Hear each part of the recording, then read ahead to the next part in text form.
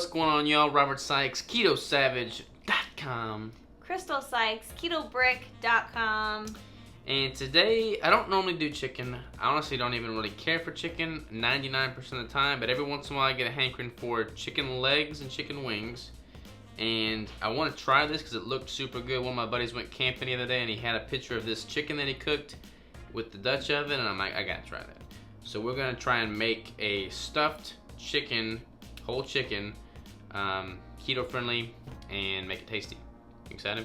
Yes. Crystal loves chicken. I love chicken. I don't eat it off the bone though, so this will be different for me. If I like this, then you know it's a winner.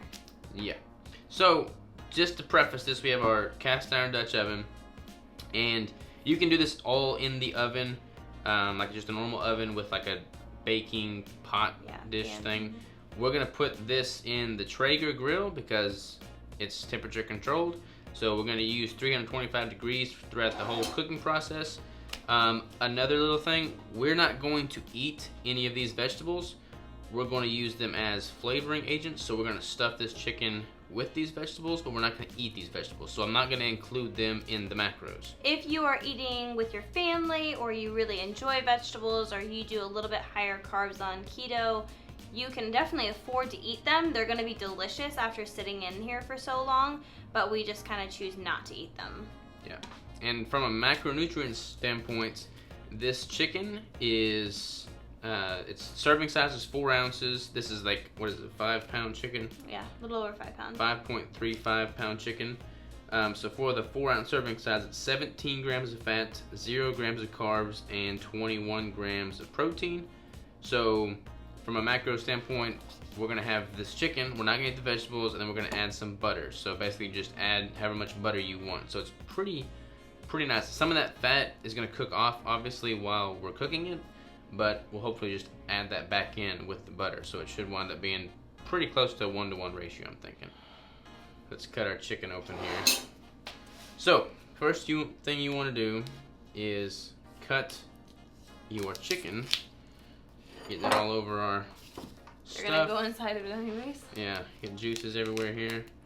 And see what we're working with. Crystal's like grimacing a little bit right now. I hate this kind of stuff. This is not her thing. So let's see what we're left with here. We're gonna pat that dry. The more dry you can get your chicken, the better. Ideally, you'd probably like let it sit in the fridge for a day outside the package, but we don't have that kind of time, so we're just gonna roll with it. I do have paper towels. Would you like one? Yes. Little tail. I'm like probably not gonna eat this right some now. paper towel up in there. I'm honest to goodness, I've never even purchased a whole chicken before. You just want to dry it out as much as possible, because the drier it is, the more crispy it's gonna be. This is not gonna be crispy anyways because we're just basting it as it's cooking, but you don't want it to be like just overly wet. There is going to be some juices that come out of it naturally, so we do want to try and make it as dry as possible. That way we can really use the butter and then any of the oils and fats that come out of the chicken. Yeah, you shouldn't have to add any broth or anything to this recipe. Alright, so is it pretty clean in there? It's pretty clean. Okay, we're going to not look in there, and I'm going to tell you what we have over here. So I have some celery, I have a bunch of radishes, which I've not actually had them, but I've heard that they taste a lot like potato after you cook them a little bit. I have a pat of butter, I have a whole onion, I have a whole clove, a whole thing of garlic, and then some green onion. We also have some Italian parsley. I just chose this because it was... This is all the livers and guts. We're gonna add this to the mix. I chose the Italian parsley just because it was available. It looked good. I like parsley a lot, and I knew I was going to mix it with this herbed poultry seasoning, and then also Redmond real salt, of course.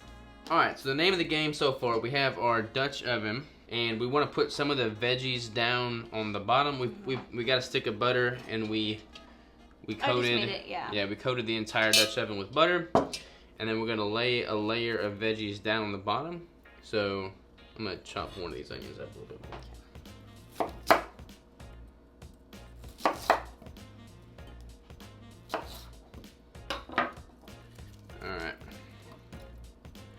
I'm actually pretty excited about this. This looks Yeah, like a me good too. old home cooked meal to me. Country boy meal. Country boy cooking. It's the new Keto Savage Kitchen name. Country boy cooking. I guess that's good. Yeah, let's put one in. No? Okay, whatever. Yeah. I mean, what herbs did you get? I just got the parsley, and then we have this. Sprinkle some of that. Yeah, let's get a little bit of everything going. I like it. Some Redmond's real salt. Redmond's real salt. We're not doing the fast right now, but we're using your salt still. So. Rather, we were making chicken. We're making chicken. And I've got a reason for why I'm not doing the fast right now, but I'll talk about that later. So, we have some stuff all on the bottom of the Dutch oven. Now, everything else you have, wow, my eyes are starting to water from that onion. You want to shove as much as you can into this chicken, but before we start shoving things in, let's season it up real good. So can you hold her up one?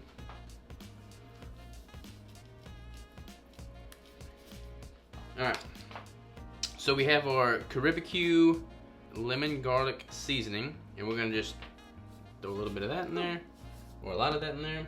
So, can you hold the chicken over top of that? I just want to season them. Holy moly! Robert likes seasoning. It comes out of this thing really quickly. Okay. Alright, put some of that poultry magic on there. It smells good. That smells good. Put some more Redmond's real salt on there. Boom. You want me to just start cramming? Yeah, I mean, you probably don't have to cram. You could probably just drop a couple things. Oh, we gotta put some butter up in there. This is kind of weirding me out. Why? Maybe we should cut this in another quarter. The onion? Yeah. Oh, sorry. It just happened. Don't even need to cut it. Alright. So put some of that in there and put some butter up in there. You put enough radishes in there? Probably could use some more. Oh, garlic. Put some garlic up in there. Like I'm about to go hunting and loading my muzzle loader or something. There's nothing scientific about this process. You just want to stick as much as you can all up in there as you can. It's all going to be flavorful. But you hold them and all. Actually, show the camera what we're working with here. What do you mean? Like, just hold them up. Alright, so this is Bruce.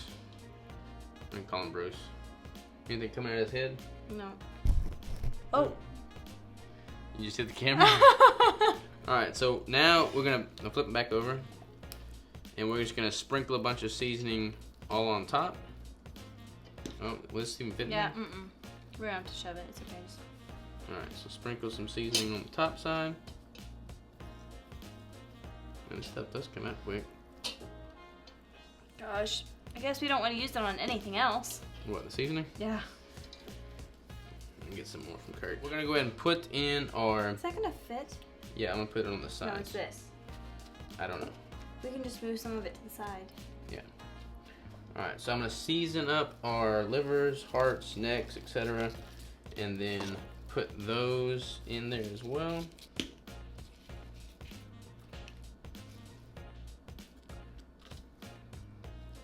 Beautiful. Alright, now let's get the cramming that thing on there.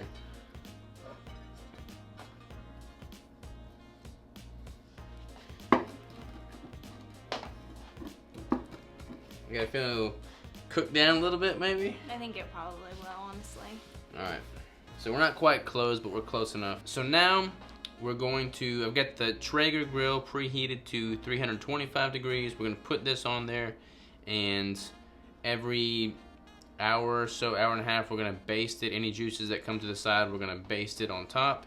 And it should be done in about 4 to 5 hours. Goodness. So we'll see what we're working with then. Holler back at you in just a little bit.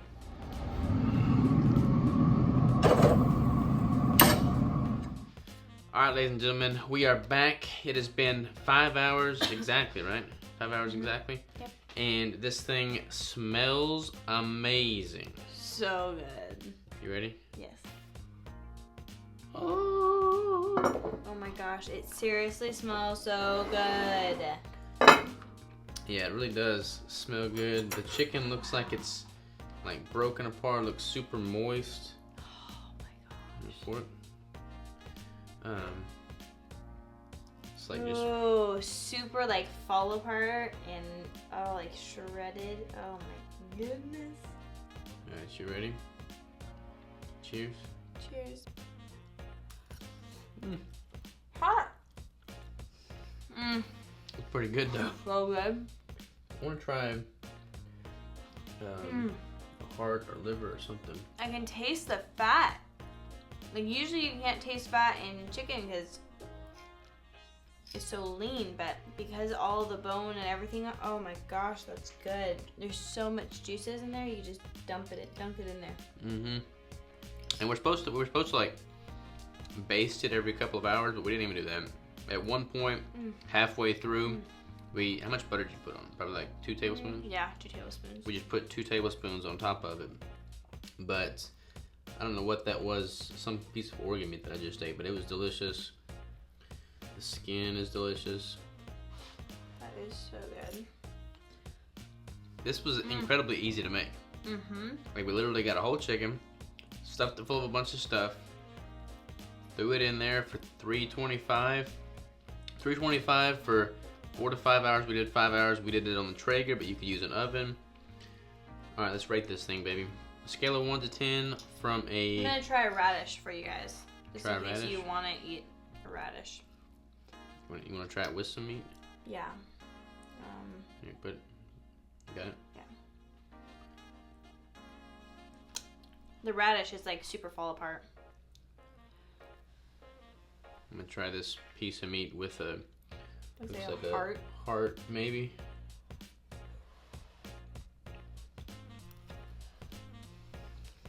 Okay. It has been well over 3.5 years since I've had a potato, but that tastes just like a dang potato. That radish? That radish tasted just like a potato. I want a radish. Let me try a radish.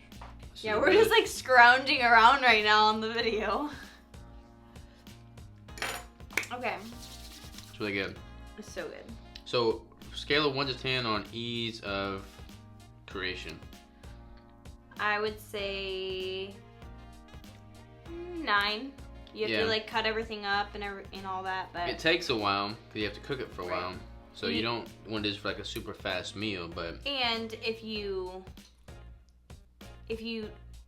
want to keep basting it, then that's going to cause you to go back every hour. We didn't because we just get busy and we don't think about it, but it was in a small enough dish that it allowed us to just like be able to leave it, throw some butter on it, a couple hours in, and then we were good to go. micronutrient and just food quality. I'd say probably like I'm gonna give it an 8. I think 8's fair too. Yeah, I mean red meat's got more micronutrient density than this, Right. but this is pretty good.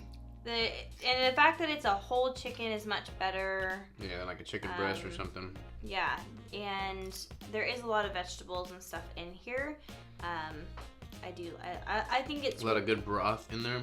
I think it is good, but if you're trying to compare it to like a red meat, it's definitely not as micronutrient dense. Let me get a bite of dark meat for you. Let me get some leg muscle here. Mm-hmm. I don't eat dark meat, so. Flavor. What'd you give it? Probably an 8. 8? I feel like it's holding a ton of flavor, but chicken is always a little bit bland. I love chicken, but it is always a little bland. But I kind of like it like that. Yeah. Oh, that was not a bland bite. The organ meat bites are super flavorful. Price point, super cheap. Like you can get a chicken, what was that? Yeah. The whole chicken was $13, I think. Yeah, I think it was $13. Yeah. All the vegetables, you can choose organic, you can choose non-organic. We did get organic, but it was all super cheap. I mean, it's celery, radishes, onion. And you're only getting like one bundle of each thing, so super cheap. And that could, I mean, maybe it could just feed me and Robert, but I feel like if you can feed me and Robert, then you could probably feed an entire family with this. So yeah, Alright, so before we just sit here and eat this whole thing on camera, we're gonna dive in. But thanks for watching. We're gonna have more meat specific recipes coming soon. Let us know if you liked this one, and let us know if you think the quality of the overhead camera is better with this video. The last videos were with an older camera. This overhead footage was a new camera. Let me know if it's better, and we'll see you next time at the Keto Savage Kitchen.